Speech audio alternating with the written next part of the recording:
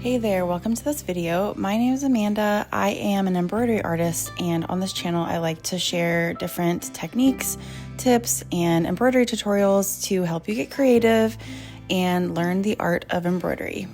Today I'm going to be showing you how to make cross-stitch patterns with nothing more than your photo or drawing and graph paper. While there are numerous cross-stitch apps and software available for creating designs, it never hurts to learn the old-fashioned way. There are, of course, many more shortcuts and conveniences when you design digitally. However, you may be relieved to hear that it's relatively easy to create cross-stitch patterns with graph paper and something to color it in with to mark out your design. Plain old graph paper will work, but you can also download cross-stitch graph paper from Better Cross-Stitch Patterns. I'll leave a link for that below. It's free and it comes in different thread counts. You'll also need your photo or drawing of the design you want to create, a pencil, some pens, markers, or colored pencils in various colors to color in the design, and a light box, tablet, or sunny window to trace through. Before we get into the nitty-gritty of the tutorial, I just wanted to go over some stuff about the graph size. So you may be wondering, does the graph size of the paper really matter? The size of the graph paper doesn't really matter, but it may be helpful and simpler to select one that matches the thread count of the fabric you intend to use. Designing at the exact size and scale will give you a more accurate representation of how the design will look when it's finished. Matching the thread count isn't always possible though, so here are some guidelines for sizing the design and the graph paper. If the photo or design you are using is the exact size you intend to stitch, you'll want to select graph paper that matches the thread count. So if you planned to stitch the exact size, you would select a graph paper that has 14 squares per inch, and you would stitch it on 14 count Aida or 28 count linen. If the design is smaller than the desired finished size, consider selecting graph paper with a higher number of squares per inch. For example, if the fabric you intend to use is 14 count, but you'd like to enlarge the photo or design, instead of enlarging the actual photo, you can use graph paper with a higher count, which will allow you to stitch the cross-stitch design slightly larger once you actually go to stitch it.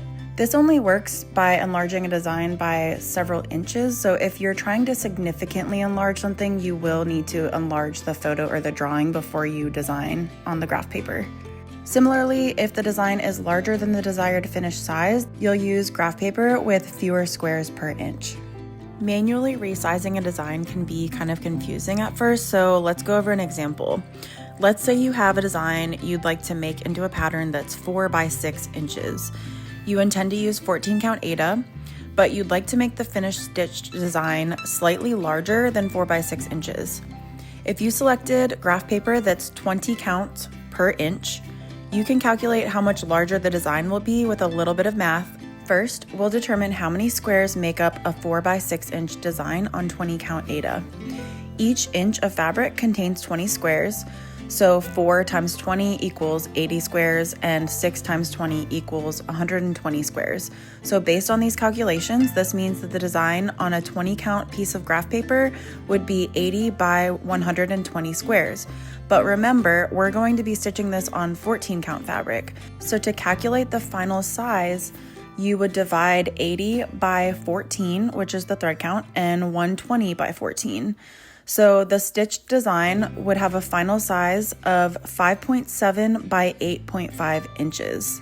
I know that's a lot of math. It's actually pretty easy once you wrap your mind around what you're doing, but you can also double check your calculations using a cross-stitch calculator, and I'll link one below that's very useful. Okay, I know technical parts can be kind of confusing and not so fun, so let's move on to actually designing the pattern. All you need to do is print out or grab your graph paper, drawing or photo, and coloring tools. It never hurts to double check that the graph paper has printed to scale by measuring an inch and counting the squares. And it's also helpful to have a couple of these on hand because you may need to go back over the design a few different times. Place the design on a light source and the graph paper on top. And then you can start outlining the design lightly with a pencil first to mark out the general shapes, or you can jump right in and just start filling in the design with different colors as you see fit. Don't worry about getting it absolutely perfect. You'll probably have to go back over it, like I said, to refine the design a little bit more, because most photos or designs won't fit perfectly in every single square.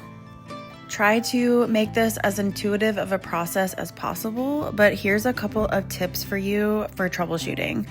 Don't forget that you can mark out back stitches, French knots, and fractional stitches depending on how complicated you want to make the pattern.